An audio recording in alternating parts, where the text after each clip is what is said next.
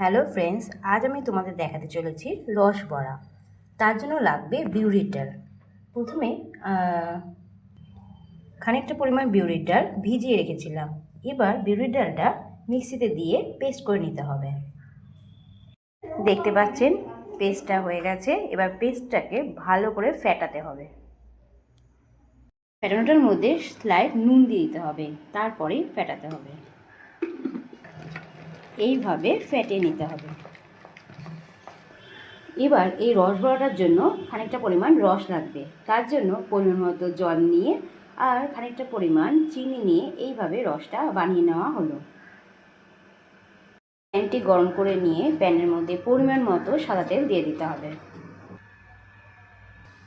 এইভাবে বড়াগুলো ভেজে নিতে হবে। এক পিঠ হয়ে গেলে আর এক পিঠ এইভাবেও উল্টে দিতে হবে। একটা 10 টাকা করে দেখতে পাচ্ছেন বড়াগুলো ভাজা প্রায় কমপ্লিট হয়ে গেছে। এইভাবে বড়াগুলো ভেজে নেওয়া হলো।